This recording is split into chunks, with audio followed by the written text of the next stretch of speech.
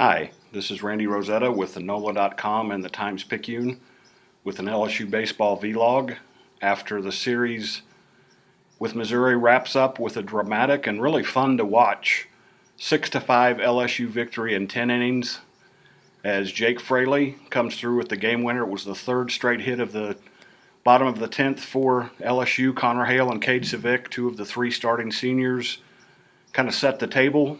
Not only got hits, but great base running to set Fraley up. He gets ahead 2-0 and sends a single to center field and wins the game for LSU. A lot of twists and turns, a lot of roller coaster in this game. Missouri actually had a chance to go ahead in the 10th inning. They got two hits to start the inning, had runners on the corners against Jesse Stallings, the LSU closer who's really struggling right now.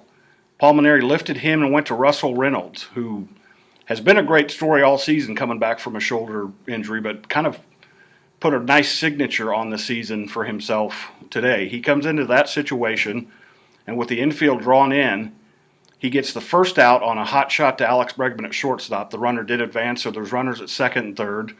LSU walks a batter to load the bases, and then against Trey Harris, Russell Reynolds comes right at him with a curveball. Harris tapped the ball to third base to Connor Hale. He grabs it, touches third base, throws across the diamond for a double play. So instead of taking the lead, Missouri has to trudge back out to the field, still in a tie game, and you could feel momentum right away. That sends Connor Hale up to the plate. He falls behind 0-2, but then takes a fastball up the middle for a leadoff single. Civic comes up. Paul Mainieri said he thought about having his senior catcher bunt, but wanted to see if he could do something to move Hale, and he definitely did that. He punched a single to center field, and Hale never let up. Went to third base, beat the throw. The throw was never close, and Cade Civic also moved up to second base. That brings up Fraley, and instead of walking him to load the bases like LSU had, Missouri's Tim Jamison decided to pitch to him. Their closer falls behind 2-0, and then Jake Fraley finds a pitch that he likes, takes a slider into center field, and the Tigers win it. The LSU Tigers win it. That gives LSU its first home sweep in the SEC season, its third sweep of the season. But more importantly than anything else, it gives them a stranglehold on both the overall SEC race and in the West. With A&M losing today and with Vandy losing 2-3 against Florida, now LSU goes into the last weekend with a 2 full game lead on the Aggies in the West and a game and a half up on Vanderbilt in the overall race.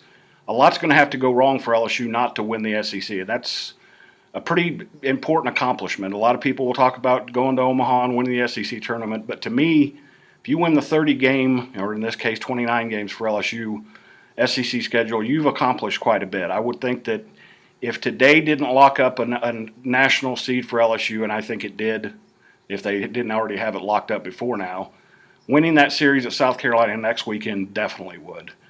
So LSU caps the home regular season with a dramatic, maybe one of the better games of the season here at Alex Box Stadium. Lots of heroes to go around. There were some stumbles along the way. That's what made it such a great game. It's the game of baseball. Sometimes it's not the perfect games that are the best, but some that have a lot of the twists and turns and the script kind of changes. And that's what LSU came out and accomplished today. They get the 6-5 win, sweep Missouri. Now they go on the road for the last 4 games, starting Tuesday night at UNO. This is Randy Rosetta with Times-Picayune and NOLA.com.